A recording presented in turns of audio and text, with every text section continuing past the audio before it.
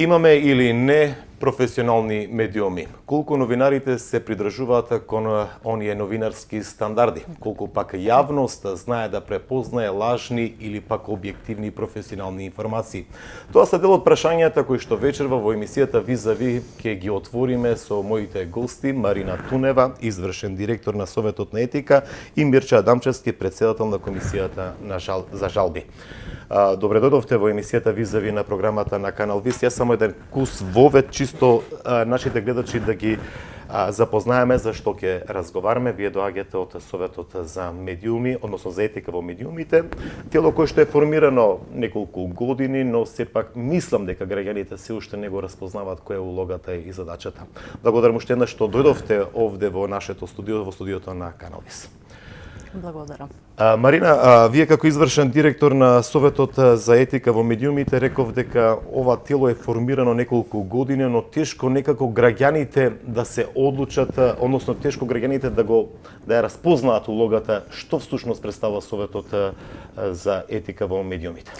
Па вака, јас најпрво би почнала со една сосема кратка историја, биографија да речеме на Советот за етика во медиумите. Тоа е само регулаторно тело за работа на медиумите, кое што ја поддржува слободата на изразување на медиумите. Меѓутоа, она што е најважно е дека е на некој начин посредник меѓу јавноста и медиумите во професионализација на работењето на медиумите. Тоа значи дека нам граѓаните ни се многу потребни во идентификувањето на случаи на непрофесионално известување, сето она што ги засега околу начинот на кој што информираат медиумите, со цел да им помогнеме на медиумите да ги препознаат, признаат таквите појави, а што е најважно, да ги надминат проблемите во околу професионалноста во информирањето. Ние денеска сме овде за да разговараме околу улогата на Советот за етика во медиумите и факт е дека нашата работа не ја познаваат сите, но затоа го правиме ова и да разговараме колку што е можно поотворено околу нашата работа, да зборуваме низ бројки, низ статистика, низ факти, што е она што директно го правиме на терен и да апелираме до јавноста да не поддржи во она што го правиме. Јавноста, како што реков и претходно, најмногу ќе не поддржи ако ни ги пријавува случаите на непрофесионално известување во медиумите. Значи, постоиме од 2014 година, од јануари 2015 започнува со работа извршната канцеларија на Советот за етика во медиумите. Во рамки на Советот за етика е Комисијата за жалби, чиј председател е господинот Мирча Адамчевски. Работат доста активно, ќе имаме можности, верувам, да зборуваме за она што се наши конкретни активности и со кои што навистина морам да речам најотворено дека сме горди во изминативе години, бидејќи имаме придвижување на работите. Не буквално да се реши се преку ноќ, меѓутоа имаме придвижување на состојбите, ќе зборуваме низ нашите активности. Од оној воведен дел, колку што разбрав, клучна алка се граѓаните кои што треба да препознаат кој прилог, која статија, која репортажа е професионална, не е лажна, едноставно дека тој прилог задира во некои човекови права за слобода.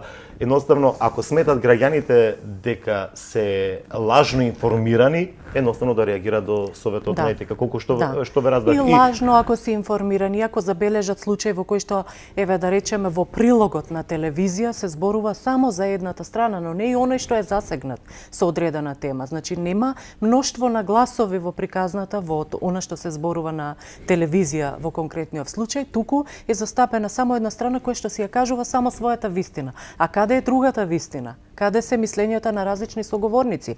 Ако граѓаните забележат такви случаи, секогаш може да му пристапат на Советот за етика.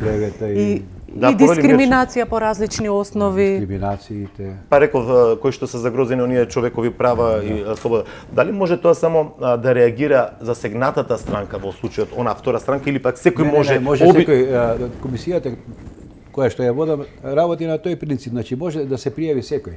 Секој граѓанин кој што се чувствува можеби не мора да е директно загрозен тој. Можеби некој сосема трет да биде загрозен, меѓутоа тој ако почувствува дека новинарот не бил професионален, дека не етички известувал или не етички му била емисијата, тој може да поднесе представка до нашата комисија, ние седнуваме, ја разгледуваме представката, расправаме за неа, прво се обидуваме да направиме евентуално медијација со извинување или со демант некој да се решат работи, меѓутоа доколку нема согласност за такво нешто, тогаш се преминува на конкретна работа на комисијата и ние разгледуваме што и какво нарушување на кодексот на новинарите на Македонија направено, пошто кодексот нас не е како светата книга, како устав во новинарската фела. Добро, ќе се вратиме пак на представките. Јас би сакал на самиот почеток, не знам дали ќе го поделите ставот со мене дека некако јавноста ја изгуби довербата во медиумите заради тој непрофесионализам. Адам Чески, со оглед дека вие сте искусен новинар, долго време сте во медиумите, последниве години, каква е состојбата во медиумскиот сектор во земјава? Имаме ли професионални медиуми или пак тие IT медиуми или портали некако го начна или направија раздор во медиумскиот простор? Значи, професионални новинари има. Има и професионални медиуми. Меѓутоа, знаете вие новинарите кои се образуваат, тие учат и етика и како треба да се однесуваат професионално, тие се подготвени да работат етички и професионално. Меѓутоа, кога ќе дојдат во редакцијата, во зависност од сопственикот или во зависност од главниот уредник, каква политика сакаат терат или дали сакаат да напаѓаат некако, дали сакаат да рекетираат некако, тогаш новинарот е во тешка дилема и сега растенат меѓу она што го сака раководството и меѓу професионалните норми за кои што тој учил, тој не знае што како да се однесува. Затоа што екзистенцијата му опрашаја може да остане без работа. И ја мислам дека грото новинари во Македонија најголем проблем им е тој кога треба да се одлучат дали да работат професионално или да непрофесионално, меѓутоа тоа си ги нарушуваат своите ставови, своите принципи за кои што училе и со кои што се напатиле да работат една одредена конкретна работа. Распнати се меѓу интересот на заедницата и интересот на менаџментот на медиумот. Нормално. Колку што работи. Од таа причина, Марина, ако не се лажам, во оваа совет за етика во медиумите или саморегулација не се вклучени само новинарите, тука се вклучени и уредници, се вклучени Апсолутно, и значи, ние собствениците на медиумите. Така. Тие се представени значи преку своите медиуми, и собствениците, и уредниците, и новинарите, ние работиме со медиуми. И на пример кога поднесуваат граѓаните представка, таа се однесува на медиумет без разлика кој е новинарот кој што ја напишал сторијата или кој што го направил прилогот. Тие се застапени, но јас сакав да проговорам за уште една појава. Значи, освен што еве за овие состојби за кои што зборуваше Мирче околу растрагнатоста како што велите и вие, ние имаме една ситуација на некаква ригидност особено меѓу да речам уредниците, па и собствениците на медиумите, кај кои што понекогаш има потежок пробив, еве да речеме, на идејата за саморегулација. Тие ќе речат дека ја поддржуваат саморегулацијата, разбираат што значи, сме ги интервјуирали, сме ги анкетирали и така натаму, но кога ќе дојде ситуација во која што навистина тие треба да го прифатат значењето на саморегулацијата, тие едноставно се дистанцираат од тоа, бидејќи не сакаат да слушат дека грешат како медиум. Значи, им се чини дека начинот на кој што тие работат е апсолутно правилен. Без разлика на мотивите, значи во случајов не зборувам за нивните мотиви, колку што зборувам за ригидноста и дистанцирањето кога станува збор за конкретна работа. Од тука имаме проблеми понекогаш да се прифати дека сгрешиле, да се прифати дека функционира еден процес, како што каже и Мирче, на медијација, во кој што навистина можеме да ги решиме состојбите. Што значи тоа? Например, доаѓа жалба против телевизија ВИС. Хипотетички зборувам. Тоа значи дека ние како совет ќе пријавиме дека дошла таква жалба и бараме да се изјасните во однос на таа жалба. Каква е вашата вистина? И да ја представите. Во тој процес на дискусии, кој што се случува, да речем условно на едно внатрешно ниво, многу работи може да се решат. Може телевизијата, кога ќе ги согледа сите состојби и аргументи, ќе прифати дека погрешила и ќе понуди начин на исправање, корекција на вистината.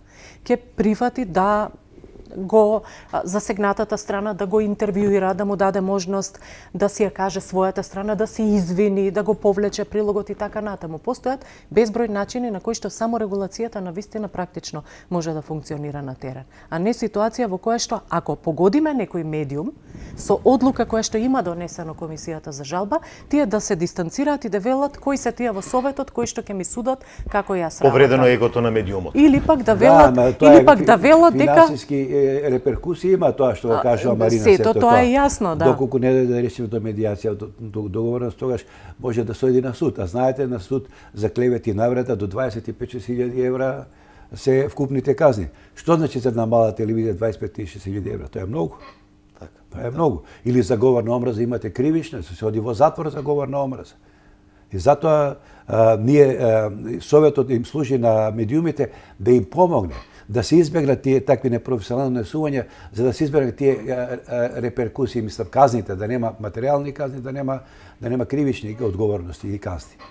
Тука е улогата на совет, да им помогне на медиумот, да им помогне и на собственикот, и на главниот уредник, и на новинарите, да им помогне на сите, а најмногу на јавноста да ја заштити од тие новинари, од таквите медиуми. И еве да бидам јас уште поилустративна, значи се случила ситуација во која што кога комисијата донела одлука која што е поволна да речеме за медиумот, да се објави, да се објави како одлука.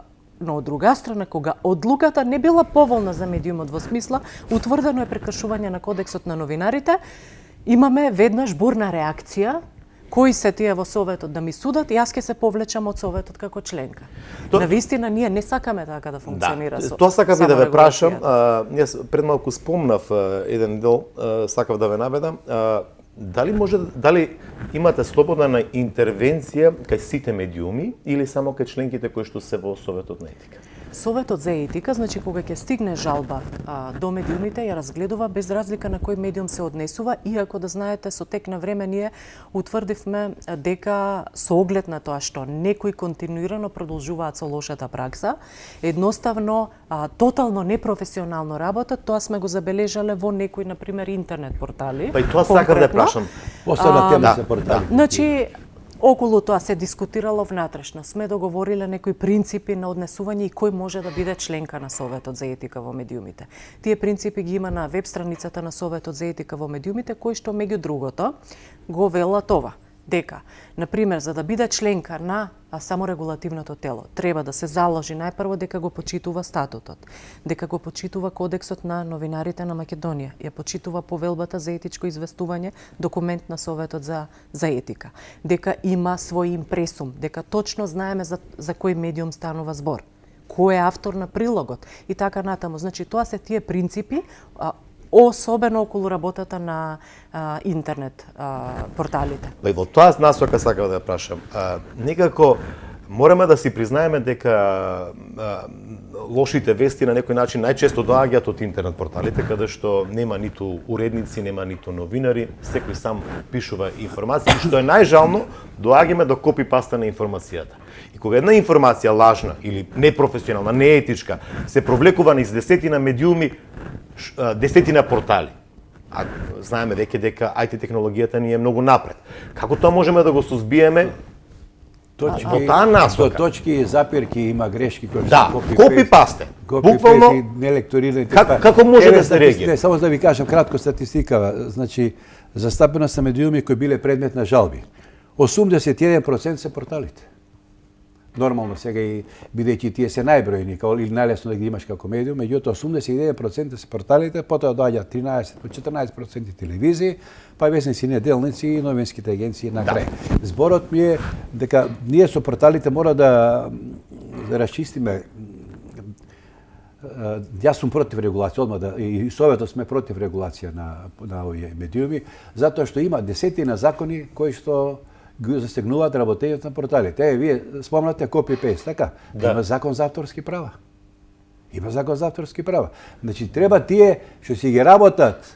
Да, Мирчевски, но лажната, неетичката вест, непрофесионалната вест се спроведува низ многу медиуми. Лажната вест, неетичката, навреда, клевета и тоа. Имаме закон за граѓанска одговорност, каде што навредата и клевета се третираат. Има кривичен закон каде што третира говорот на омраза. Има закон за авторски права, има закон за дискриминација, заштита. Значи, постои, меѓутоа, општеството наше македонско не е подготвено на таков начин на работа. И тие што се задолжени да ги спроведуваат законите, не ги спроведуваат. Имате страшен говор на омраза, Јаното Велизов спие.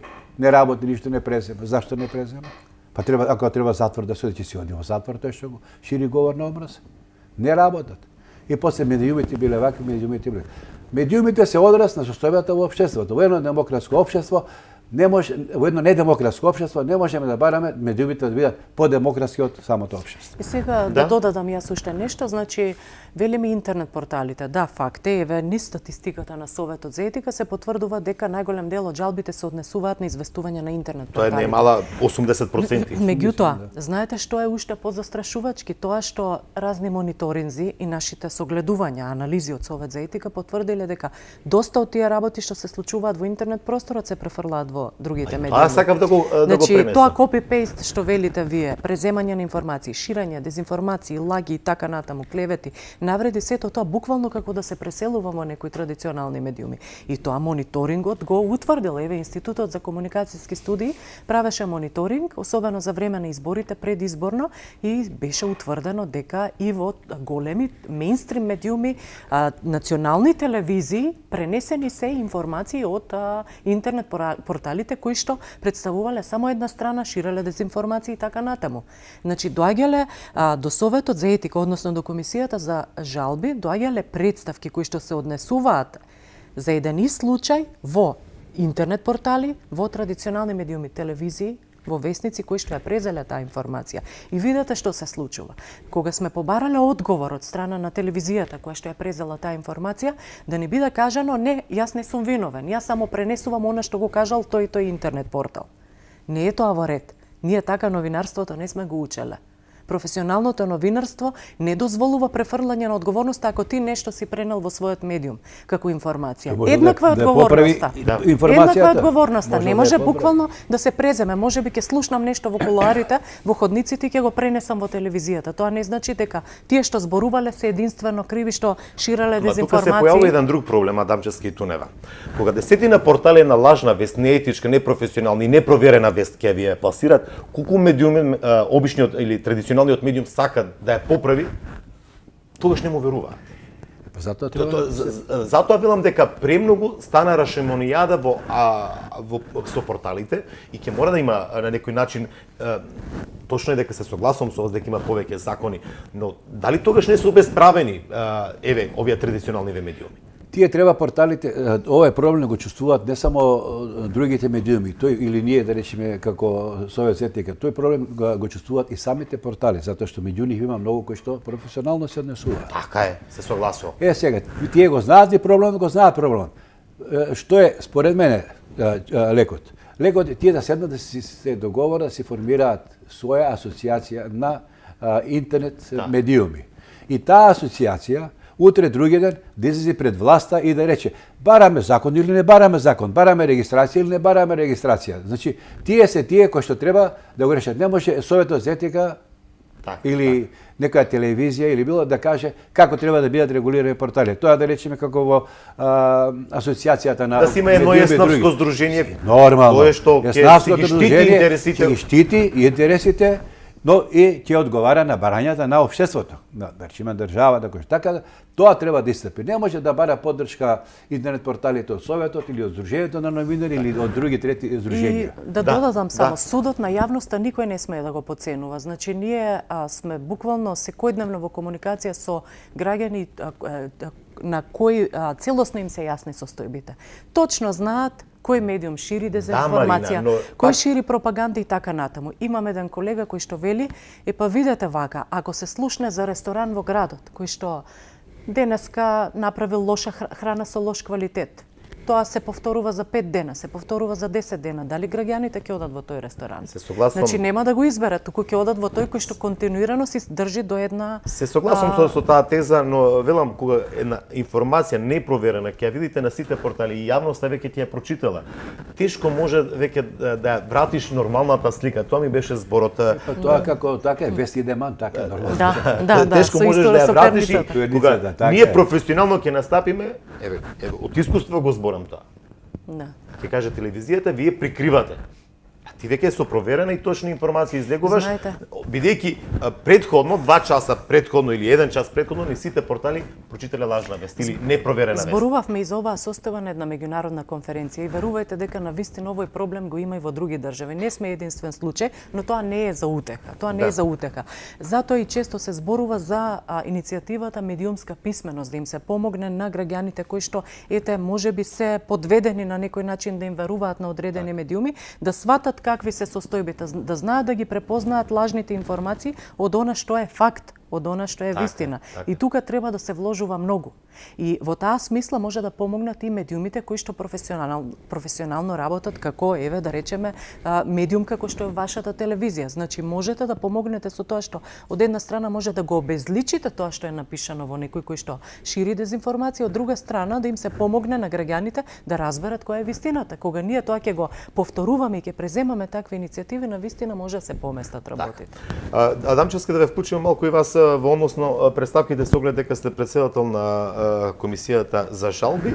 Рековте 81%... Тие се податоци за 2017 година. Се однесува за интернет порталите. Да. Колку вкупно представки има? За што се однесуваат тие представки? За да 73 илустрираме на граѓаните. За 2017 година имаме 73 представки, а до сега вкупно за 3-4 години имаме над 200, 210 или 220 представки. Конкретно прашањето за што се однесуваат, значи член 1 од кодексот е нарушен, таму се неточни непроверени информации, немање втора страна, отсутство на најмалку 2 меѓусебно неповрзани извори, 2 непроверени. Значи, тука имаме 138 прекршувања, односно скоро 79% од представките, во представките тој член број 1 нема втора страна или не е проверена информацијата. Така. Да. Втора по застапеност е нарушувањето на членот 13, 60%. Тоа е новинарот не прави разлика меѓу факти и мислења и меѓу веста и коментарот. Нешто да кажува вест, новинарот коментира, проповеда, кажува. Потоа говорат на омраз и поттикнување и насилство, тие се или дискриминација по било која основа, тоа е 30% застапено. Па потоа пристрасно и неизбалансирано известување за политички избори, почва ние имаме избори често пат кај нас, и тоа е застапено околу 20%. И така натаму, мислам, има други прекршоци кои што се помалку, 16%. Новинарот не го знае, значи, изворот на информацијата. Потоа новинарот не ја почитува приватноста на личноста, што е многу битно. Новинарот не ги почитува културите, етничките, религиозните различности во Македонија. Не го чува угледот на својата професија, новинари против новинари се напаѓаат. Така, тие се работите кои што се најзастапени. Меѓутоа, доминираат тие првите две кои што ви кажав. Значи, може би што и ама затоа и Марина... Па и ги влече сите останати. Да, ама затоа Марина рече, мора да бидат застапани во Веста или во во Веста или во информацијата, мора да бидат застапани 2, 3, 5 страни. Ти можеш да преземеш од некој па да напишеш Мирче рече така, да, ама ти си медиум, ако рекол Мирче, ти ќе провериш дали е баш така. И затоа одговорноста не се намалува со тоа што си ја презел информацијата од некој друг медиум, дали портал или сеедно. Инаку она што нас се уште не загрижува како совет е фактот, Мирче ви прочита дека речиси 30% се однесуваат на случаи во кои што е употребен говор на омраза или дискриминација по различни основи. Во таа насока да илустрираме што најчесто среќаваме. Значи, говорот на омраза најчесто го сме, со оглед на тоа што често имавме избори, сме го среќавале поради политичка афилијација. Да. Сме го среќавале кон ЛГБТ популацијата во државата, тука особено има говор на омраза и дискриминација по етничка основа, така што жалосно е што се уште се присутни. Во некои медиуми се уште се присутни овие појави. Но на што не упатува ова? Ние како совет редовно сме апелирале дека треба да бидат одговорни и да својот одзив да го дадат и други институции кои што се надлежни за тоа. Особено кога станувал збор за говор на омраза во медиумите. Ние сме укажувале дека тука е Комисијата за заштита од дискриминација, тука е омбудсманот, обвинителството, судовите, а се уште нерешени состојби. Тоа ми е следно прашање. Доколку сте констатирале представки, каква е спрегата, односно вашата врска со останатите институции? Дали тие институции, Комисија за дискриминација, јавното обвинителство, Народниот правобранител, побарало одредена информација за одреден случај, само иницијативно да покрене постапка. Се случило од омбудсманот да имаме реакција, да не Две-три имаме реакција од нив. Од омбудсманот. Два-три случаи кои што ги утврдиле да станува збор за дискриминација. Во тој случај беше по етничка основа, едниот пример што се сеќавам на него. Тој од приватноста околу детето мало. Приватноста, да, и значи тие реагирале до нас, они си ја презеле во делот на своите надлежности си ги презеле обврските, меѓутоа апелирале и до нас како тело и ние се разбира реагиравме, бидејќи тоа веќе беше жалба од таа институција, како што не реагирале од други институции. Но она што ние многу пати јавно сме укажувале на тоа, така што не слушнали и од Комисија за жалби, и од обвинителство, и од судовите, и од Агенцијата за аудиовизуелни. Тогаш кога сме сметале дека треба да има една координација, поширок одзив, не само од нас, ние сме апелирале на тоа јавно. И ако тоа не е случај и понатаму во оваа држава, се разбира дека ќе имаме проблеми. Ние во рамки на своите надлежности и мисија како саморегулативно тело си ја вршиме својата работа, реагираме и ќе се донесе и морална санкција и на судот на јавноста се тие медиуми кои што се огрешувале. Меѓутоа, што ако не си ја преземат работата другите? Ги спомна Мирче законите. Зошто законите не функционираат во пракса? Тоа е проблемот кој што постои. За кој што отворено мора да зборуваме. И знаете, нам ни велат вие како саморегулативно тело ништо не можете ако не наметнете казни да платат медиумите. Па тогаш значи не ја знаете идејата на саморегулацијата. Идејата на саморегулацијата е самите новинари да си ја регулираат својата работа. Оптеретување на институциите да не работат по така тоа е друга тема, тоа е друга тема. Но во секој случај самите медиуми, самите новинари тие да си оправаат својата работа без некој друг да им наметнува законски санкции за она што го прават.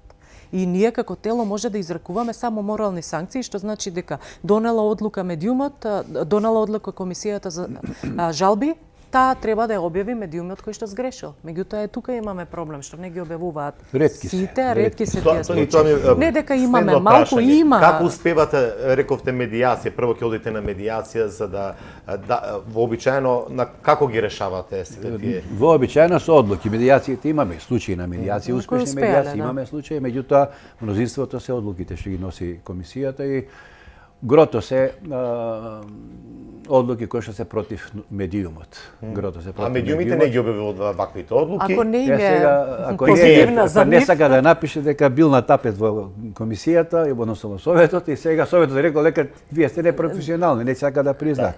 Меѓутоа има и медиуми кои што објавиле. Или да се пошегуваме, малку имаме случаи во кои што не пцуеле, но сепак ја објавиле одлуката, што е некакво придвижување, знаете. Значи ќе се лутат на донесената одлука, ќе напишат нешто критично со негативна критика. За советот на сепак ја објавиле, што е придвижување. Меѓутоа, сакав само да додадам во овој дел дека ние откако утврдивме дека за тој процес ќе биде потребно време да ги убедиме да ги објавуваат одлуките, решивме да користиме и други механизми. Од голема помош во оваа смисла ни е граѓанскиот сектор кој што често е прв на листата на тие што поднесуваат жалби. Прв граѓанскиот сектор, невладините организации кои што активно се 40% граѓански здруженија, организации.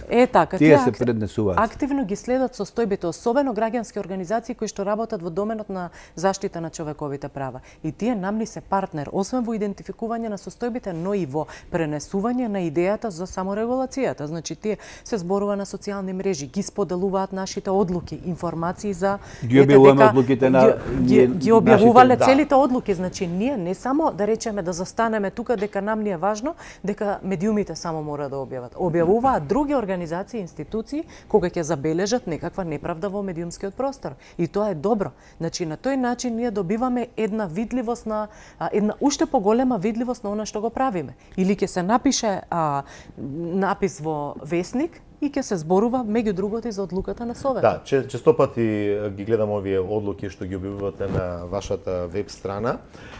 Се согласувам дека во најголема мера се граѓанските здруженија, па доаѓаат медиумските работници и новинари, но некако многу малку или ретки се случаеви како индивидуално некој да настапи.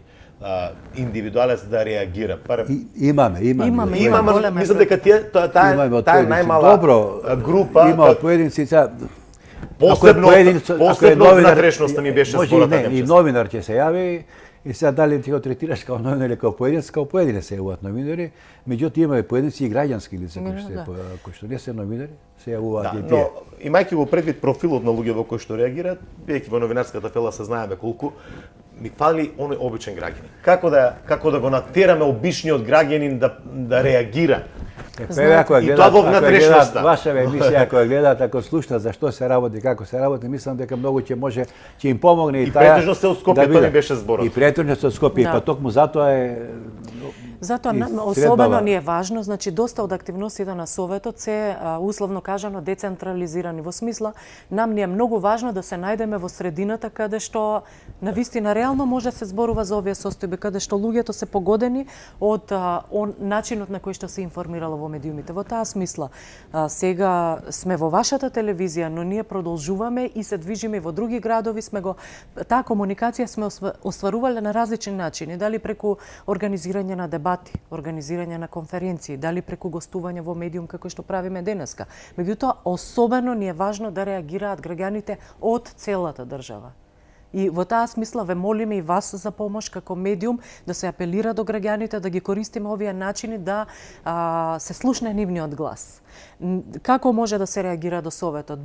Тоа е многу лесно. Ако се отвори веб страницата semm.mk, ќе се најде еден формулар, пријави, поднеси жалба. Буквално 3-4 минути се потребни за да се проследат чекорите. Се дава линк од она што е објавено во медиумите, се кажува која е основата за реакција, дури и тука не мора се биде прецизен. Комисијата добила жалби во кои што се вели дека станува збор за, не знам, еднострано информирање, а тие да утврдат и случај на дискриминација. Значи, тоа е работата на комисијата. Тука има стручни лица кои што ќе проценат кои се основите. Не се застанува само на она на што се жалат граѓаните. Ке се пополни, тоа веднаш доаѓа до Советот и од тука почнува постапката. Или пак тоа може да биде направено со праќање на пошта до писмо до Советот. Значи, мој апел до сите граѓани од југоистокот, секоја информација која што смета дека е непрофесионална, непроверена, задира во некакви основни човекови права на слобода, слободно да реагираат до Советот за етика. Јас би рекол и до медиумот, но доколку медиумот едноставно го игнорира ваквото негово барање, едноставно да се обрати до Советот за етика во медиумите, од каде што пак комисијата нели ќе ја разгледува таа жалба, па може да препозна и други детали. Ги спомнавме институциите Адамчевски. Нели медиумите се под капата на Агенцијата за аудио и аудиовизуелни услуги. Каква е релацијата со ова институција кој што на некој начин Таа е задолжена да речеме, нас да не регулира. Таа е задолжена вас да ве регулира, меѓутоа има случаи кога ние префрлаат нам топката.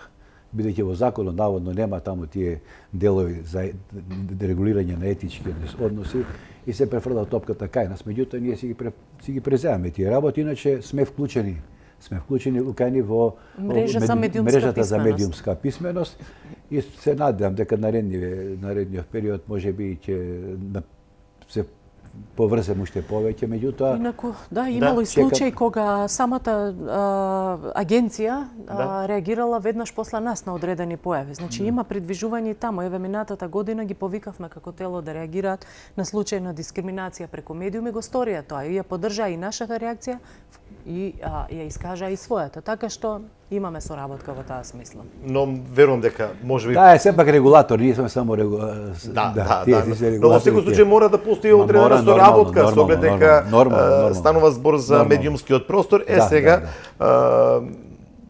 медиумскиот простор рековме дека е таков каков што е, како што рече Адамчевски, какво опште со такви медиуми имаме. Често пати некако се меша таа слобода на медиумите и по тие основи кои што ги зборите вие, нели, за не можам да си го кажам своето право, па и нели, односно да си го кажам своето мислење, својот став, па и сака и да напаѓа и да навредува и по било каков основ. 18 новинари мислам дека се нападнати во 2017 година. Како оценувате слободата на медиумите апропро сите тие вакви ситуации? Зборуваме за 2017-та или Воопшто. Мислам дека ако не слажам ова од ЗНМ, од Настер Самани. Да, значи Сдруженијето на новинари е особено активно во смисла на апел до институциите да реагираат околу решавање на случаите на насилство. За дел е отпочната постапка, колку што имаме информации, меѓутоа не се решени сите случаи, апсолутно, тоа е факт. Во однос на слободата на медиумите, ние се уште свесни сме дека кон новинарите се упатуваат закани. Еве имавме реакција пред неколку дена од Советот за случајот кога на новинар не му беше 9-27 му беше забрането. Еве да речеме тоа е таква ситуација. Меѓутоа сме реагирали и во ситуации во кои што буквално ги напаѓали со насилство новинарите и сме апелирале да се институциите да ја преземат својата обврска. Има ветување од министерството, преземени се некои чекори во таа смисла, меѓутоа моето лично размислување е дека за овие состојби се уште треба да се вложат многу повеќе напори за новинарите да се чувствуваат безбедни во вршењето на својата професија. Тие буквално се откажуваат од следење, некои новинари од следење на одредени теми, бидејќи се плашат од закани, уцени, имаат семејства, се плашат дека ќе им биде загрозен личниот приватниот живот. Да. Адамчевски, имаме ли слободни медиуми апропо она што се бара професионализам во нив? Мислам дека имаме слободни медиуми, меѓутоа ако навлеземе подлабоко внатре, ако за она што на почеток го кажаме, дека новинарите многу зависат од сопственикот, зависат од главниот уредник, тогаш веќе се доведува прашање слободата на медиумите. Ние кај нас и во закон и секаде е ставено дека постои слобода на медиуми, постои, меѓутоа можете вие денес да искажете ваше мислење, не е забрането искажување на мислење преку медиуми. Меѓутоа се случува кај нас дека медиумот може би на тапет било од власта, ја се уште оваа власт сега е нова, меѓутоа ве гледаме со ексцеси одредени како што е со новинарот, значи се уште она недемократското се уште останато во општеството и треба да се трудиме да се зголемува таа слобода медиум. Меѓутоа прво треба да се ослободи медиум, новинарот. Ако новинарот се ослободи сами од себе, тој и ако целата внатре да речеме организација, сите новинари се ослободат, ќе се ослободи и медиумот. Сето тогаш тешко дека ќе зборуваме за слободни медиуми. Да, во начало се слободно. И знаете, тука се случува една појава, значи до лани буквално во сите меѓународни извештаи бевме речиси на дното во однос на слободата на медиумите. Сега јас навистина не би сакала да го гледам феноменот дека работите буквално се свртеле од другата страна. Ние барем ја имаме таа скептичност, работиме секојдневно со медиумите, меѓутоа наблюдуваме колку тие навистина ќе ја поправат својата работа. Мислам дека е потребен процес на и на прифаќање на саморегулацијата, потребен е процес во кој што реално ќе се прифати идејата дека матриците на информирање мора да бидат променети. Така не може да се продолжи да се функционира. Понатаму, дека реално ќе се решат случаите на насилство. Потоа, дека ќе се подобрат условите за работа на новинарите. Во денешно време веќе не е гордост, ако надвор во западните држави, западноевропските држави е гордост да се биде новинар, во Македонија тоа веќе се гледа во поценувачка смисла на оваа професија, токму поради условите во кои што работат. Значи, подобрување на условите за работа, подршка во подобрувањето, едукација и така натаму. Доста прашања треба да бидат адресирани за овие работи да почнат да се менуваат на долг рок. Да, мислам дека имам чувство дека и понатаму медиумите се само обично гласило.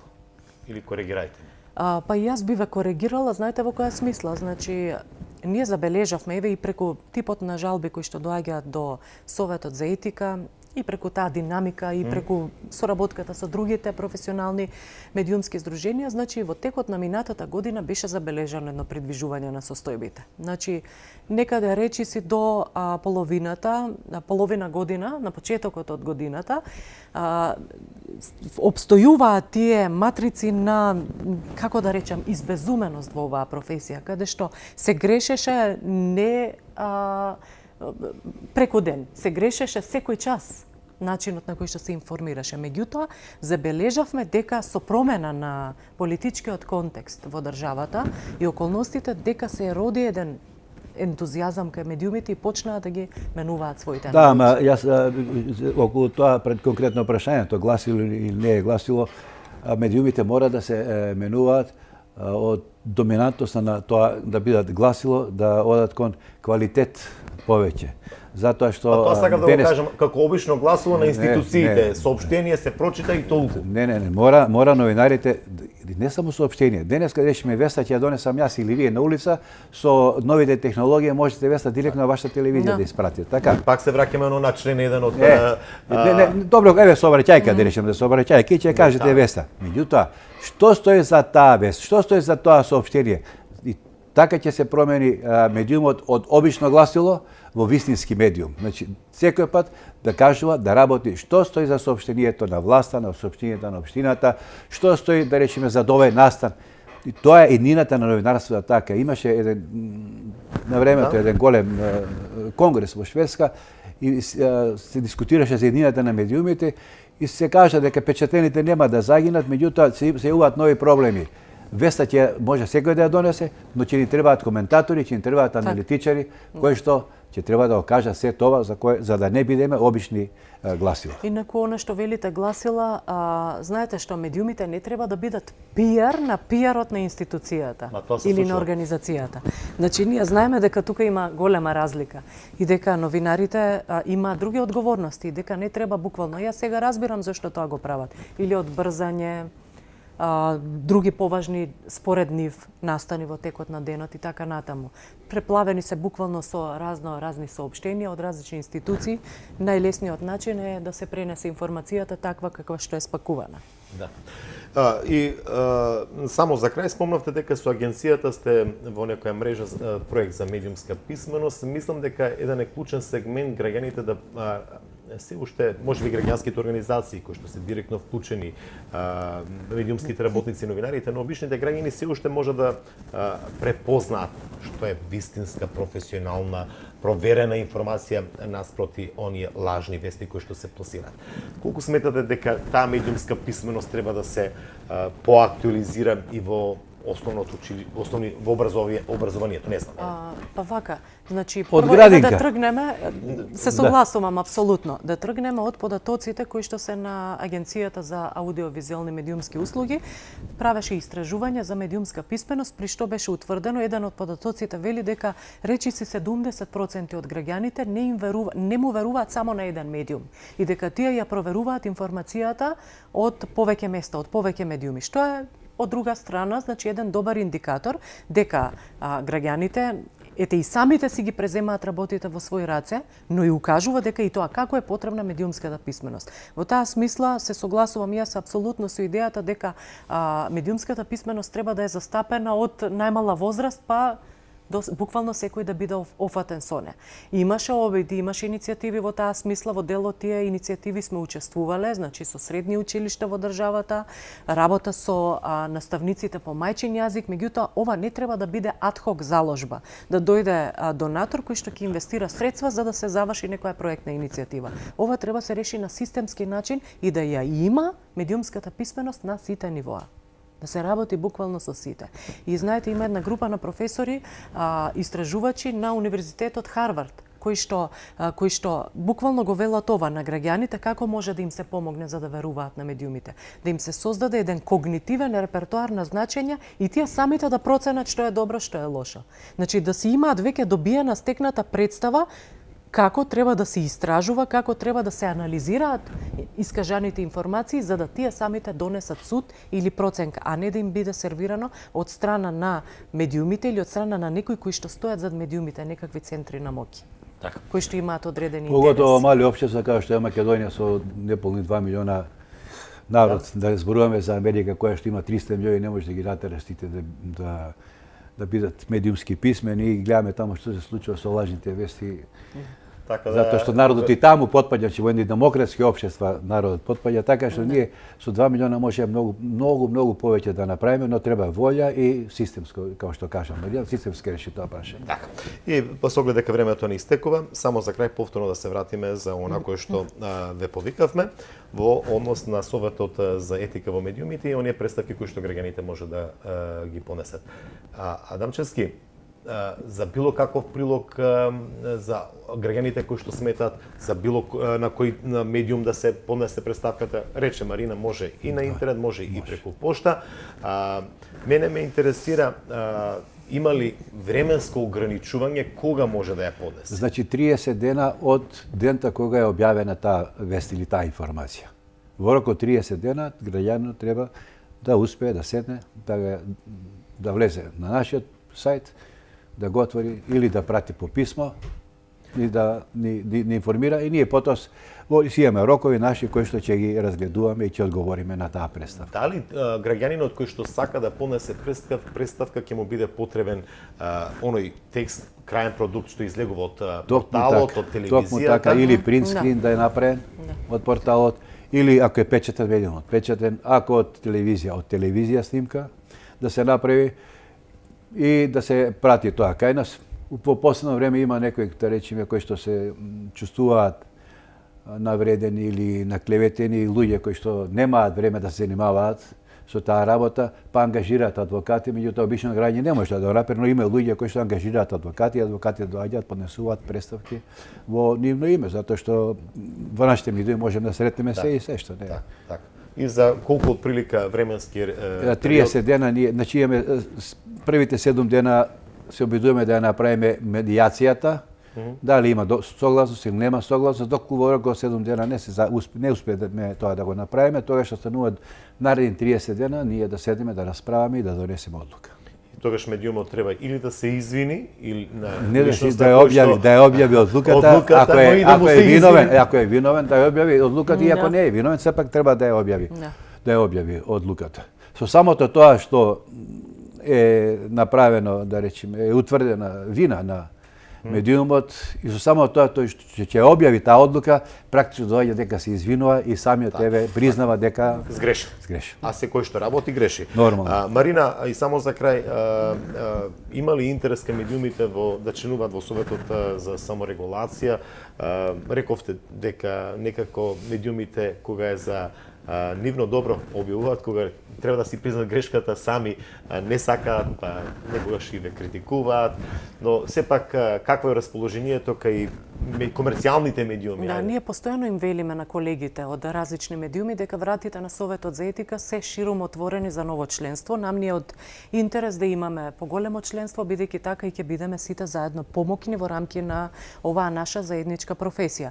Интерес има секако за прием на нови членови одлучува управниот одбор на Советот за етика, откако ќе утврди дека медиумот се обврзал дека ќе го почитува кодексот на новинарите и другите услови кои што ги споменав и претходно. Статутот и структурата на Советот и дека ќе работи професионално. А кога ќе дојде ред да објави одлука на Комисијата за жалби, да го стори тоа. Доколку медиумите во континуитет не прифаќаат медијација, го кршат кодексот, не објавуваат одлуки на Советот, управниот одбор на Советот за етика донесе одлука дека ним нема да им биде дадено правото да бидат бирани во раководните тела на Советот.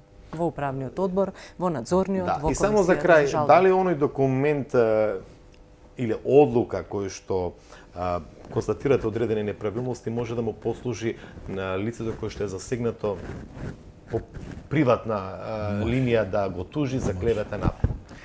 Може, затоа што во законот за клевета таму и навреда стои дека новинарите медиуми треба да бидат професионални и тоа се утврдува од некое тело, така да те е кажано конкретно дека треба да бидат професионални етички, меѓутоа индиректно и затоа ги спомнав адвокатите, голем број адвокати доаѓаат кај нас, ги земаат и одлуки и на суд тужат за клевет или за надредба, значи како уште еден доказ дека медиумот не бил етички и не се професионален. И во таа смисла и се валоризира мислењето на Советот за етика, бидејќи веќе имало такви случаи. Во последно време ги има и доста повеќе зачестени се.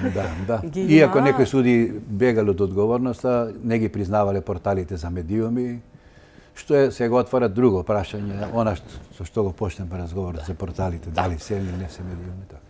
ќе треба време се уште Македонија да се поправи во делот на медиумскиот сектор. Почитувани гледачи, значи доколку забележите непрофесионално известување од било кој медиум и доколку сметате дека информацијата е погрешна, еднострана, непроверена, слободно можете да го контактирате Советот за етика за медиумите и да поднесете представка и ќе добиете одговор. Тунева Адамчевски, јас ви благодарам што бевте дел од емисијата визави на програмата на Канал Виз. Се надевам како домакин, како водител, како новинар, дека работите полека ќе се нормализираат во медиумскиот простор во нашава земја. И ние се надеваме на тоа. Ви благодарим уште еднаш што бевте гости на програмата на Канал Виз. Вам, почитувани гледачи, благодарност за вниманието со кое што не следевте. Секој добро.